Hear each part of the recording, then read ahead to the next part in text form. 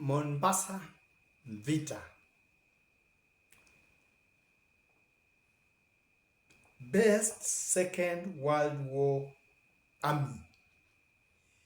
Best Second World War Army.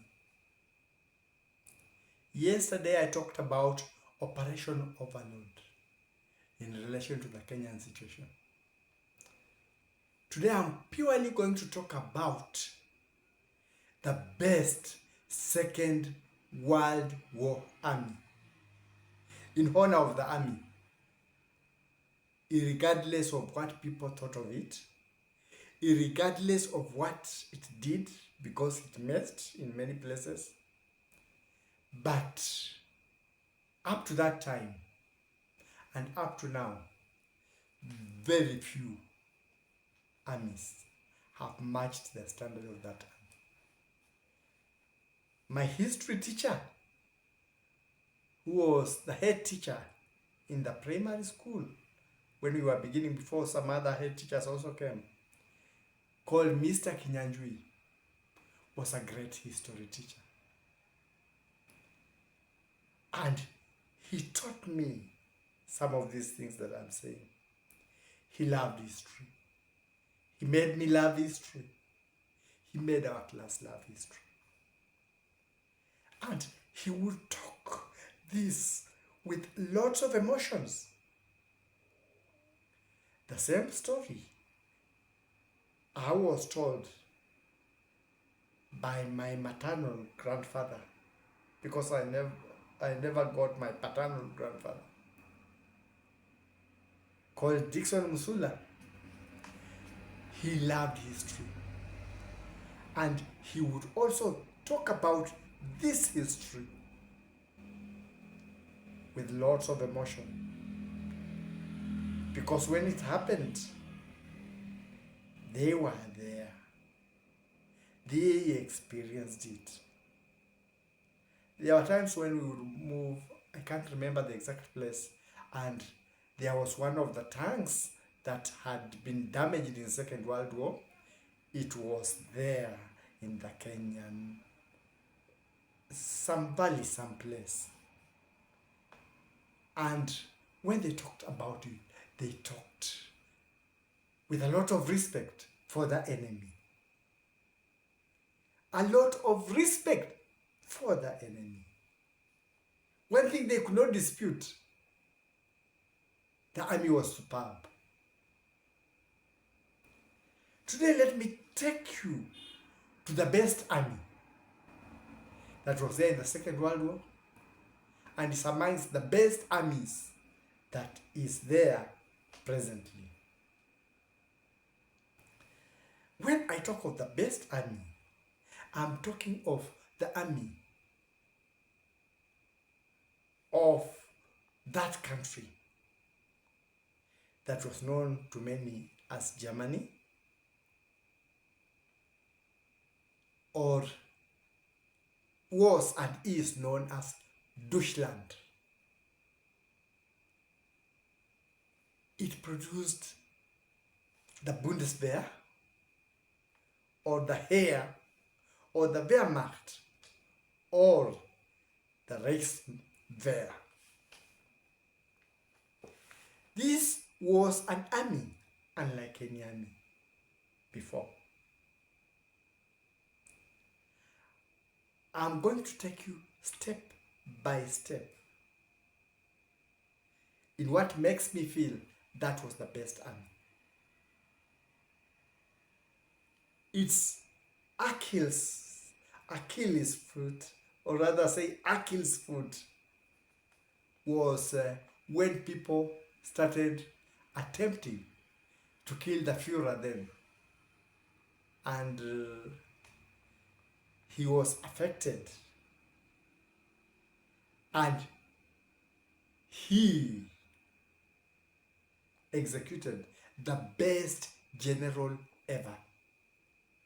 The general that even the enemies, when they were classified, I'm not talking of the general of the century, no. I'm talking of the general of the millennium. They wanted to classify the century, but they went back to the other generals and they said there could be no other general better than that general. Patton was put on the list because that was the best American, and in the Second World War, one of the best generals. But the Americans, the British, the Russians, and the rest of the military people said none, even Patton, could not match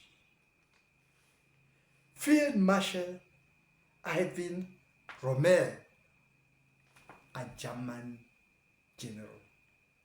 General of the millennium. Millennia, 1,000, not 100. That was the best general. And what made German army so versatile, so dangerous, so fearful? They used their scientists. They made the best military maneuvers they could, and they had the best battle array of that time.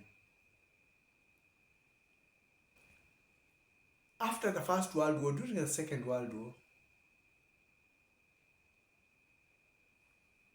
they engaged in the Spanish War. They tested their army. They tested their air force. In fact, they borrowed the war. They bought the war. Because the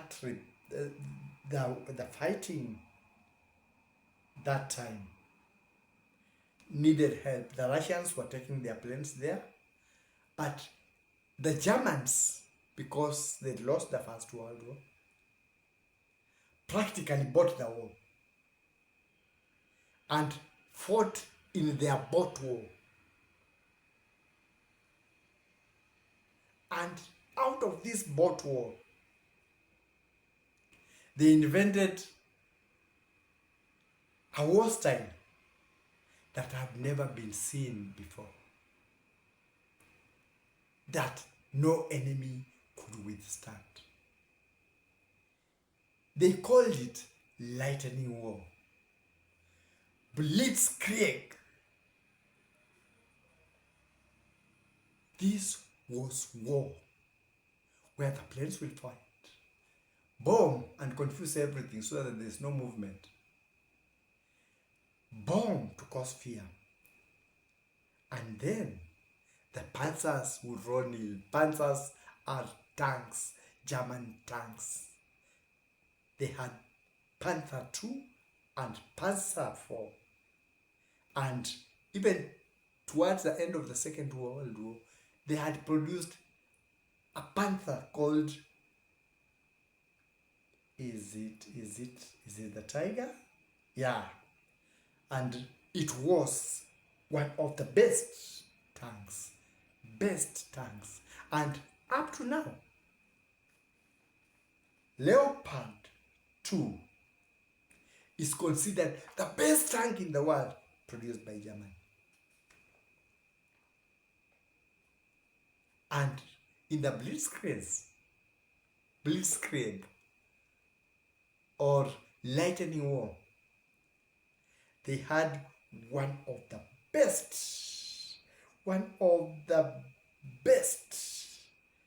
planes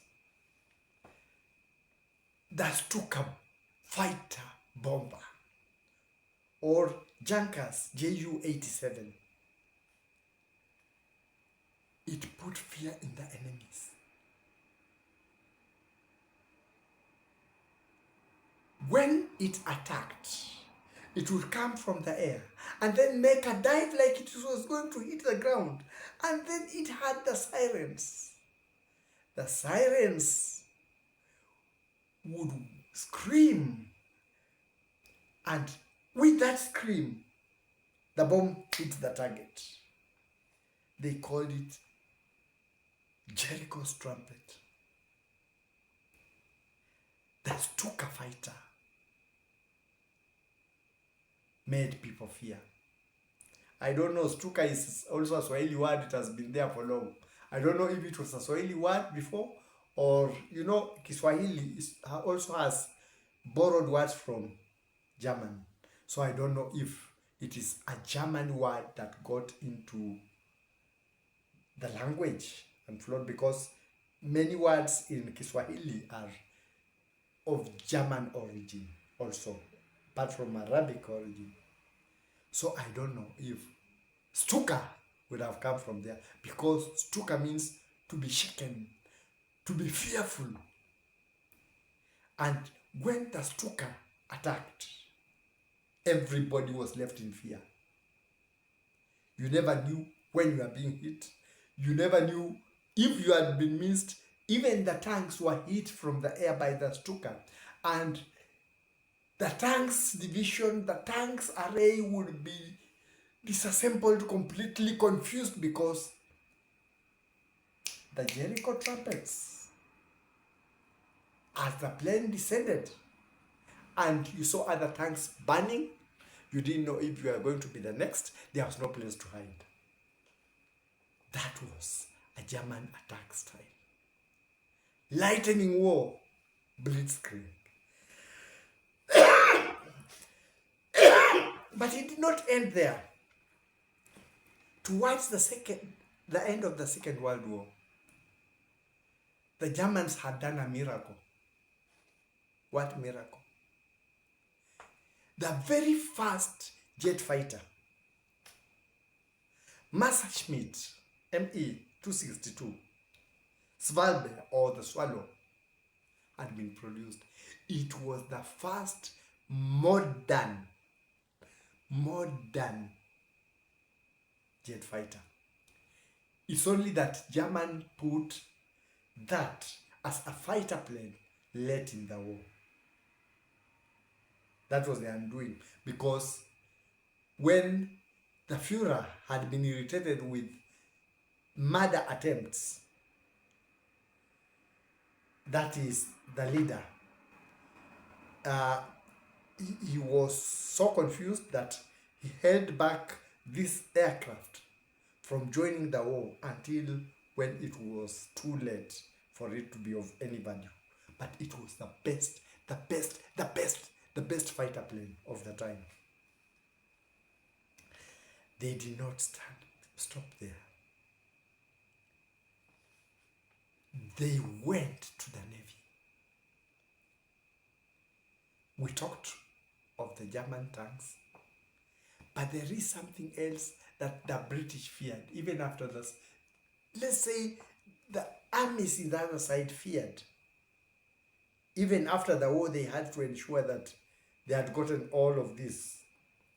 They feared the submarines.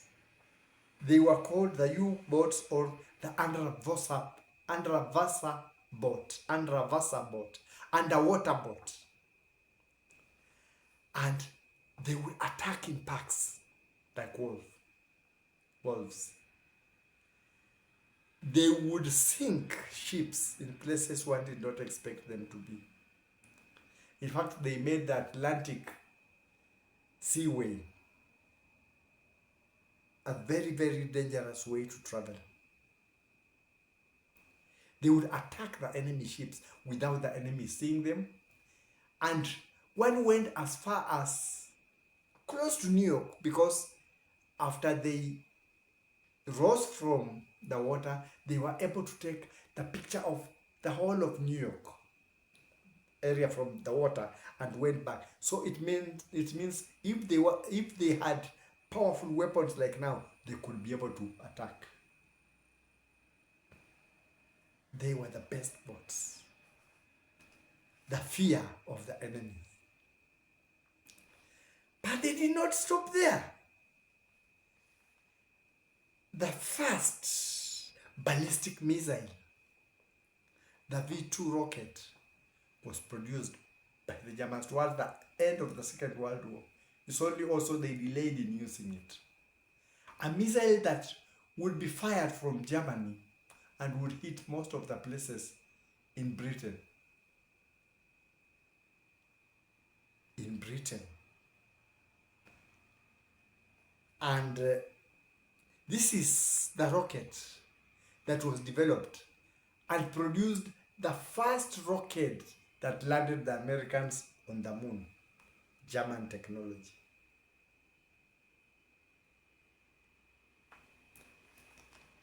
But why am I talking about German technology being the best army? I will talk about that great general, field marshal of the millennia, Ivan Rommel. In the rush to Tunisia towards El Alamein,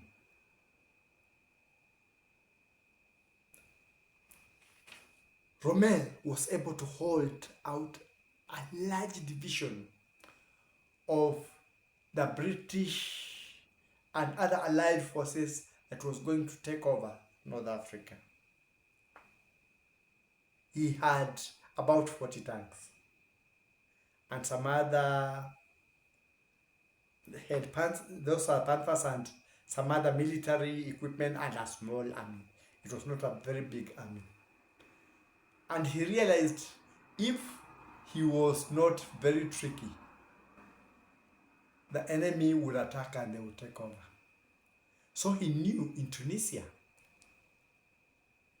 spies had been put to see the size of the German army, the Wehrmacht, and the equipment. So he devised a clever plan. He would take some of the Panthers and unload them from the ship. And then he had a secret tunnel, a secret way. The same Panthers would go to other ships, and those on the other ship would also offload. So the same Panthers or tanks were circulated so many times that when the report went to the Allied forces, it was the Germans have brought a very large army, so many tanks, so many armored vehicles, while they were dealing with around 40 tanks. He was a man who led Germany from victory to victory until the fear of being killed of Adolf Hitler and the suspicion that Rommel could have been amongst those people who wanted him dead. They executed Rommel by asking him to take poison because he had fought great wars for Germany, and they did not want to shame him by killing him like a criminal. So he had to die like a field marshal, like a great person in the army. So they gave him poison and he took poison. That's how Field Marshal Rommel, the best Field Marshal of the millennia, went. And with his death,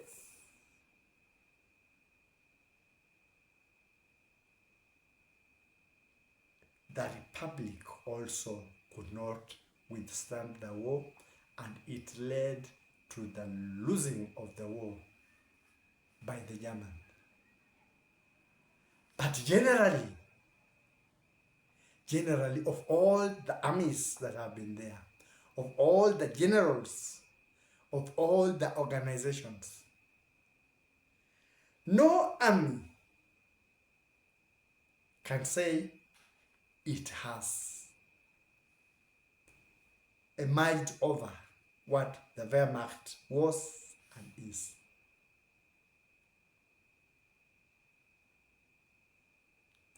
According to the standards that the armies used, according to the grading they did, according to the choice of the general that they agreed, because most people know Patton as the best general. But when it came to grading, They all agreed. Not Patton, Romela. And what am I saying? I'm saying that in an organization, in business, in politics, in any sphere, always appreciate those who make that business tick, that political system tick. Because in the process of confusion or greatness, if you remove the best, then what you thought was the best will crumble. That should be a lesson to those ruling. If you are ruling and you are a very good president or you have a good government, you may be one of the cogs or the main cogs, but also appreciate the other cogs in that republic. If it is the army, appreciate the others. If it's a business, appreciate the others. Because they work for that system, for that business, for that machine to perform. That is my take for now.